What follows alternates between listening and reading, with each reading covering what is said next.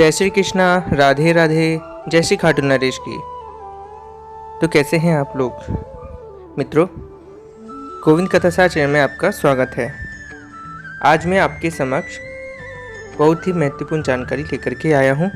वह जानकारी है हमारी राधा रानी से संबंधित। हमारी राधा रानी के जो 12 रहस्य हैं उन्हीं से संबंधित ये जानकारी, जिन्हें जान करके आप भी चौंक जाएंगे। तो आइए शुरू करते हैं। भगवान श्री कृष्ण की जो प्रेमिका राधा रानी जी हैं, महाभारत में राधा रानी के नाम का उल्लेख नहीं मिलता है मित्रों हमें, और राधा का जिक्र विष्णु और पद्म पुराण और ब्रह्म वैवर्त पुराण में मिलता है।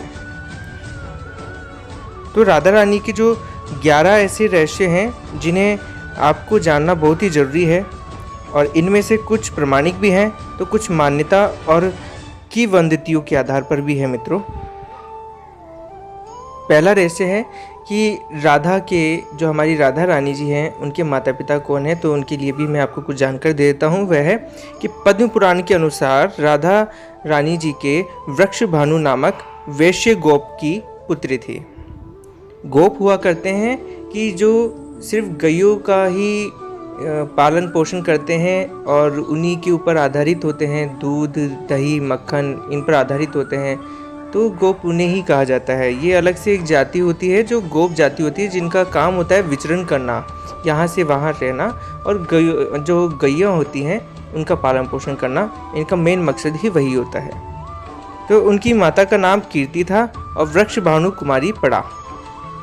बरसाना राधा के पिता वृक्ष भानु का निवास स्थान भी था। अब दूसरा है कि राधा जी रानी का जो जन्म स्थान है वह कौन सा है। जो कुछ विद्वान तो मित्रों ये मानते हैं कि राधा जी का जन्म यमुना के निकट स्थित रावल ग्राम में हुआ था और बाद में उनके पिता बरसाना में बस गए, लेकिन अधिकतर लोग ये भी मानते हैं मित्रों कि उनका जन्म बरसाना में हुआ था। ऐसे ही जो अष्टमी को जन्म हुआ राधा रानी जी का वो कैसे है कि पुराणों के अनुसार तो मित्रों कि अष्टमी तिथि को कृष्ण पक्ष में श्री कृष्ण का जन्म हुआ था, और इसी तिथि को शुक्ल पक्ष में देवी राधा का जन्म भी हुआ था। बरसाने में राधा अष्टमी का त्यौहार बड़े धूमधाम से मनाया जाता है, और राधा अष्टमी का पर्व जन्माष्टमी के 15 दिन बाद भद्रपद माह की शुक्ल पक्ष की अष्टमी को मनाया जाता है मित्रों। अब जो चौथा है रहस्य वह है कि राधा रानी जी का जो मंदिर है वह कहाँ है।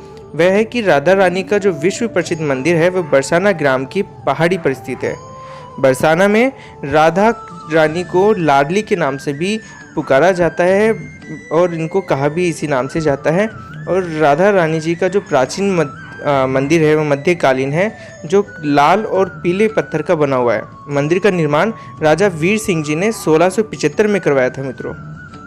ऐसे ही जो राधा रानी जी के जो पति हैं वह कौन है, जो ये 5वां जो रहस्य है वह यह है कि ब्रह्म वैवर्त पुराण की प्रकृति खंड अध्याय 49 और श्लोक 35, 36, 37, 40 और 47 के अनुसार एक अलग रिश्ते के अनुसार राधा श्री कृष्ण की मामी भी थी, क्योंकि उनका विवाह कृष्ण की माता यशोदा के भाई रायाण के साथ हुआ था, और रायाण को रापाण अथवा अयन घोष भी कहा जाता था मित्रों।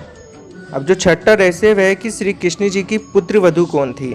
वह है कि पिछले जन्म में राधा जी के जो पति रायाण जी थे वो गोलोक में श्री कृष्ण का अंशभूत गोप था, अतः गोलोक के रिश्ते से राधा श्री कृष्ण की पुत्र वधू हुई। माना जाता है कि गोकुल में रायाण के रहते थे, मतलब यह कि राधा रानी जी जो श्री कृष्ण से पिछले जन्म का भी रिश्ता रखती है। यह भी कि उन्हें लक्ष्मी का रूप भी माना जाता है, और ब्रह्म वैवर्त पुराण ब्रह्मखंड के 5वें अध्याय में श्लोक 25 और 26 के अनुसार राधा रानी को कृष्ण की पुत्री सिद्ध किया गया है। ये सभी जो मेरे द्वारा आपको जो जानकारी दी जा रही है, यह जितने भी पुराण हैं ये उन्हीं को ही पढ़कर के दी जा रही है मित्रों, कि जो ब्रह्म वैवर्त पुराण है उसमें ब्रह्मखंड के 5वें अध्याय में श्लोक 25 और 26 के अनुसार ये बताया गया था। ऐसे ही 7वां जो रहस्य है वह कि श्री कृष्ण से राधा जी काफ़ी बड़ी थी। राधा और रुक्मणी दोनों ही कृष्ण से उम्र में बड़ी थी। तो मित्रों ऐसा है कि राधा रानी जी जब 12.5 साल की थी उस वक्त हमारे श्री कृष्ण भगवान जी 2.5 वर्ष के थे। तो राधा रानी जी के और श्री कृष्ण जी के जो मध्य जन्म जो अंतर था वह करीबन 10 साल का था। ऐसे ही जो 8वां रहस्य है वह ये कि मध्यकाल में जुड़ा श्री कृष्ण के साथ में राधा नाम कैसे, ये मैं आपको बताता हूँ कि मित्रों माना जाता है कि मध्यकाल या भक्ति काल के कवियों ने राधा कृष्ण के वृंदावन के प्रसंग का अति योक्तिपूर्ण वर्णन भी किया था और राधा कृष्ण की भक्ति की शुरुआत निम्बार्क संप्रदाय या वल्लभ संप्रदाय या राधा वल्लभ संप्रदाय या सखी भाव संप्रदाय आदि ने की।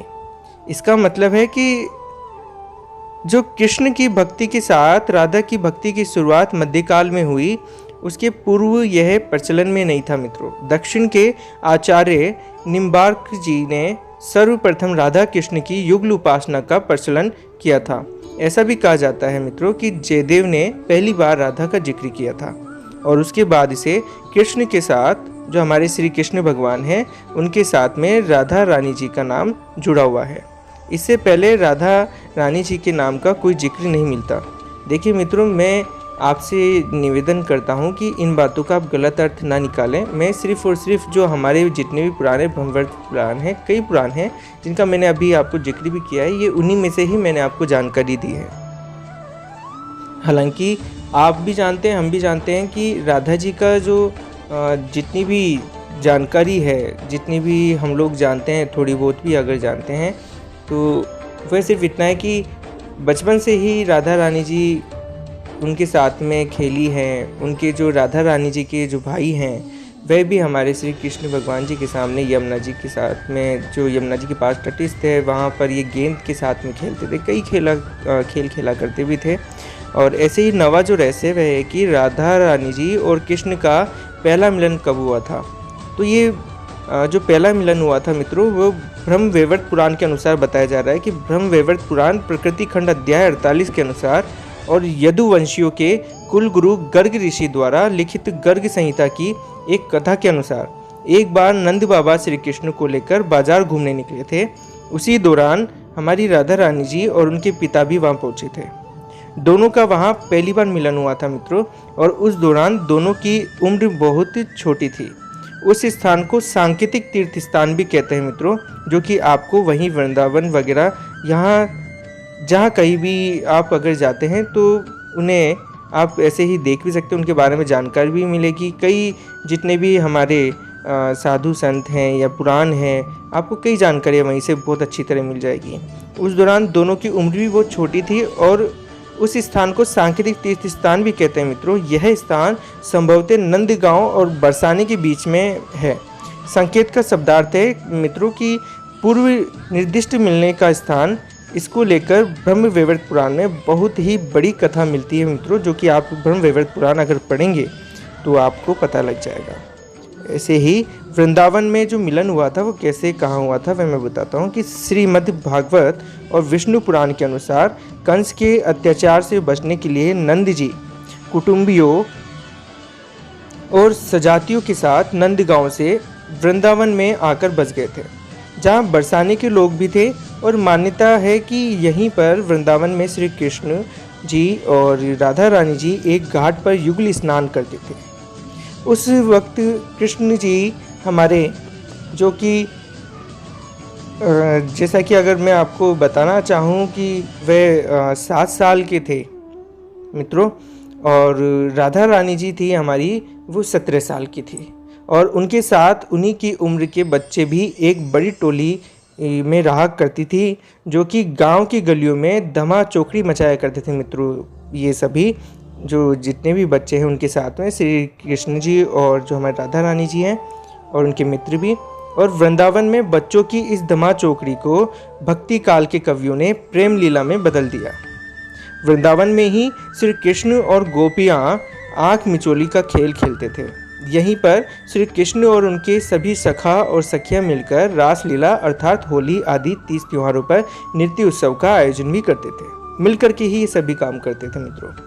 अब जो 11वां हमारा रहस्य है वह एक कि अंतिम बार हमारे श्री कृष्ण जी और हमारी राधा रानी जी का मिलन कब हुआ था। 11 वर्ष की अवस्था में श्री कृष्ण जी मथुरा चले गए थे मित्रों, और वहाँ उन्होंने कंस का वध भी कर दिया था। ये लोग आप भी जानते हैं कि हमारे श्री कृष्ण भगवान जी 11 वर्ष की उम्र में ही, इतनी छोटी उम्र में उन्होंने जो कंस है उनका अपने मामा जी का जो वध किया था, वे 11 वर्ष की उम्र में किया था, जिसके चलते मगध और भारत का सबसे शक्तिशाली सम्राट उनकी जान का दुश्मन बन गया था मित्रों, क्योंकि कंस उसका दामाद था।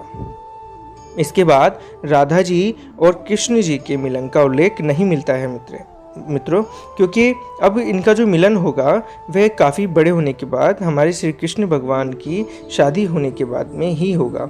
ऐसे कहते हैं कि इसके बाद में राधा रानी जी और श्री कृष्ण जी की अंतिम मुलाकात द्वारका में हुई थी।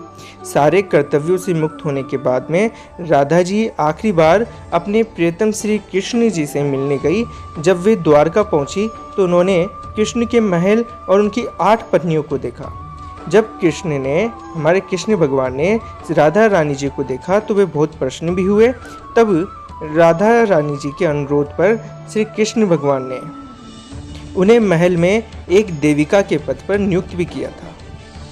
और मित्रों, आपको एक बहुत ही खास जो जानकारी है वह यह है कि कहने में भी आता है कि वहीं पर राधा महल से जुड़े कार्य देखती भी थी हमारी राधा रानी, और मौका मिलते ही वे श्री कृष्ण जी के दर्शन भी कर लेती थी। एक दिन उदास होकर राधा रानी जी ने महल से दूर जाना तय किया। और मित्रों, ये भी कहते हैं कि राधा जी एक जंगल के गांव में रहने लगी। काफ़ी समय उन्होंने वहाँ रही भी वो, और धीरे धीरे काफ़ी समय भी बीतता गया मित्रों। और राधा जी बिल्कुल अकेली और कमज़ोर सी भी हो गई थी, क्योंकि वह हमारे कृष्ण भगवान जी के वियोग में रह रही थी। तो उस वक्त उन्होंने हमारे भगवान श्री कृष्ण की याद सताने लगी थी काफ़ी जब राधा रानी जी को। तो आखिरी समय में हमारे भगवान श्री कृष्ण उनके सामने आ गए थे, और भगवान श्री कृष्ण ने राधा रानी सी जो हमारी राधा रानी जी हैं उनसे कहा कि वे उनसे कुछ मांग ले, लेकिन हमारी राधा रानी ने साफ मना कर दिया था कुछ भी मांगने से मित्रों। कृष्ण भगवान जी के दोबारा अनुरोध करने पर राधा रानी जी ने कहा कि वे आखिरी बार उन्हें बांसुरी बजाकर दिखाए या फिर उन्हें सुना दे। तो श्री कृष्ण भगवान जी ने बांसुरी ली और बेहद सुरीली धुन बजाने लगे, और श्री कृष्ण जी ने दिन रात बांसुरी बजाए मित्रों उस वक्त। और बांसुरी की धुन सुनते ही एक दिन राधा रानी जी ने अपने शरीर का त्याग कर दिया था, और उसी त्याग के वियोग में हमारे श्री कृष्ण भगवान जी ने उस वक्त अपनी बांसुरी को भी तोड़ करके और फेंक दिया था। और उन्होंने उस वक्त एक वचन भी लिया था कि आज के बाद मैं कभी भी इस बांसुरी को नहीं उठाऊंगा या अपने हाथ में नहीं लूँगा। तो यही कुछ जानकारियां हैं जो हमने काफ़ी पुराण में पढ़ कर के आपके समक्ष रखी है मित्रों। ये हमारी या फिर मेरी तरफ से कोई भी मन की रखी हुई कोई भी बात नहीं है। मैंने करीबन, आप विश्वास कीजिएगा, करीब 5 से 6 जो पुराण हैं उनमें पढ़ने के बाद में ही आपके समक्ष ये जानकारी रखी है। आपको ये जानकारी अगर आप भी पढ़ेंगे वे पुराण तो आपको भी मिल जाएगी। काफ़ी महत्वपूर्ण जानकारी है, और ऐसा कहा भी जाता है कि हमारे श्री कृष्ण भगवान और राधा रानी जी का जो आखिरी मिलन था वह इस तरह से ही था। काफ़ी दुख भी होता है कि जब राधा रानी जी का देहांत हुआ था और वो हमारे श्री कृष्ण भगवान जी से अलग भी हो गई थी, मतलब ये कि उनका देहांत होने के बाद में वे स्वर्गलोक चली गई, और हमारे श्री कृष्ण भगवान काफ़ी अकेले भी हो गए थे उस वक्त। उन्होंने आप विश्वास भी कीजिएगा मित्रों कि अलग होने के बाद में हमारे श्री कृष्ण भगवान जी काफ़ी, जिसे हम कहते हैं कि डिप्रेशन तो नहीं कहेंगे, लेकिन ये कि काफ़ी शांति भी रहने लग गए थे, क्योंकि आप भी जानते हैं हमारी राधा रानी जी किस रूप में थी और उनके लिए क्या महत्व रखती थी। तो इसी तरह से आपकी समक्ष में और अधिक जानकारी भी लेकर के आता रहूँगा। और अगर आपको लगता है कि मेरे द्वारा दी गई जानकारी अगर सही है तो जो कोई भी अगर आप मत रखना चाहते हैं अपना, वह मुझे मेरे वीडियो के कमेंट बॉक्स में आप ज़रूर अपना मत ज़रूर रखें। और मुझे कोई भी अगर आपकी समझ, अगर आपको लगता है कि कोई भी जो आपकी जानकारी है जो आप मुझे देना चाहते हैं जिससे कि मैं इस आगे आने वाली वीडियो में वह जानकारी दूं, तो आप मुझे कमेंट बॉक्स में, मेरा नंबर भी है और डिस्क्रिप्शन में मैं आपको नंबर बता भी दूंगा, डिस्क्रिप्शन में भी वह नंबर है, मेरा व्हाट्सअप नंबर है। फिर भी मैं आपको एक बार बता देता हूँ, 9352101927। इस नंबर पर आप मुझे अपनी जो भी जानकारी है या आपके साथ में गुजरा हुआ कोई भी सत्य घटना है, जो चमत्कार है, प्रभु से संबंधित है, वह आप चमत्कार मुझे मेरे व्हाट्सएप नंबर पर आप मुझे भेज सकते हैं, जिससे कि मैं आपकी जो कोई भी जानकारी होगी वह मैं आपके समक्ष वीडियो बना करके प्रस्तुत कर दूंगा। तो इसी के साथ में अगर आपको लगता है कि मेरे द्वारा दी गई जानकारी काफ़ी अच्छी है, तो निवेदन है कि इसे आप शेयर ज़रूर करें, लाइक करें और कमेंट करें। और अगर जो कोई भी मेरे चैनल पर नई वीडियो देखने के लिए आए हैं, तो आपसे निवेदन है कि इस वीडियो को देखने के पश्चात लाइक, शेयर, कमेंट और सब्सक्राइब जरूर करें।